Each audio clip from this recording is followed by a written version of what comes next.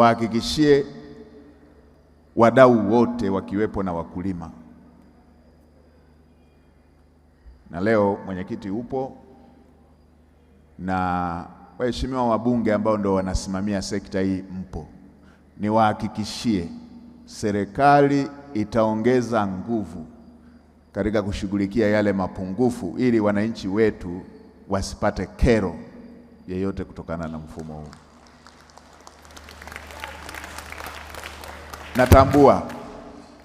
Natambua jambo hili la stakabadhi ya ghala ni maelekezo ya ilani ya uchaguzi. Natambua pia ni moja ya ajenda katika kufanya mageuzi katika sekta za uzalishaji ambayo imeainishwa katika dira yetu ya 2050. Serikali tutasimamia kwa nguvu kubwa kuondoa changamoto zinazojitokeza. Moja ya changamoto inayojitokeza ni umbali wa maghala kutoka kwenye maeneo ya uzalishaji.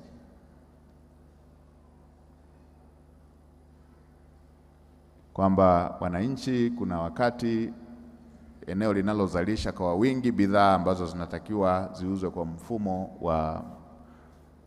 wa stakabadhi za ghala uko mbali na maghala. Jawabu la tatizo hili si kurejesha uholela. Jawabu la tatizo hili kama ilivyoelekezwa kwenye ilani ni kujenga maghala yawe karibu na wananchi, wananchi wasipate shida ya kusafiri mwendo mrefu. Sasa kwa sababu mwenyekiti wa kamati upo na mheshimiwa waziri upo, waziri wa kilimo upo, nielekeze mfanye kikao mapema kabla ya bajeti ya serikali kusomwa. Muweke utaratibu ulio sahihi kwenye sheria yetu ya fedha, ambapo asilimia zile 20 zilizoelekezwa kuwa zinabaki kuendeleza sekta ya kilimo kutoka kwenye makusanyo yanayotokana na mazao haya ya kilimo, zielekezwe kujenga maghala kwenye kila eneo ili wakulima wetu wasihangaike kubeba mazao mwendo mrefu kwenda kutafuta maghala. Natambua makusanyo hayo ni vyanzo kwenye halmashauri zetu, lakini niwahakikishie maghala pia ni uwekezaji mkubwa wa vyanzo vya mapato katika halmashauri zetu. Mikoa ambayo wamekwisha kujenga maghala yale yanawasaidia wakulima, lakini wakati huo huo yamekuwa vyanzo vya mapato. Kwa hiyo hapo tutakuwa tumepata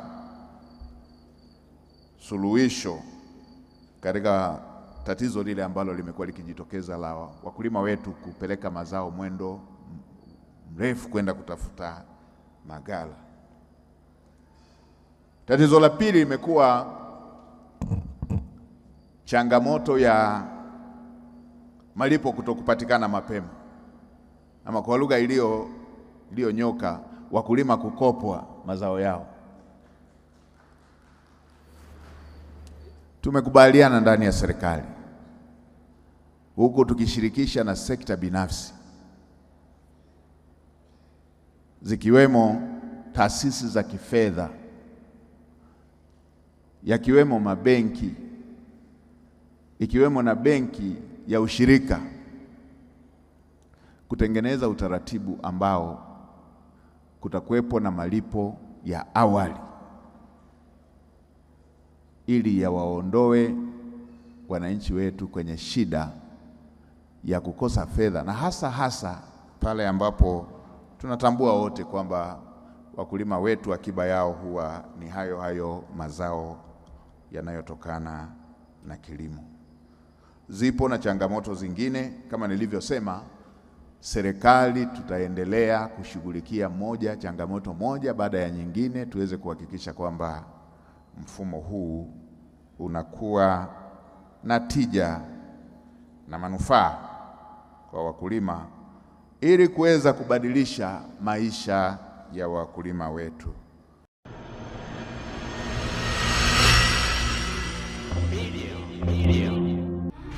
Usisahau kusubscribe, kulike na kucomment. HBTV.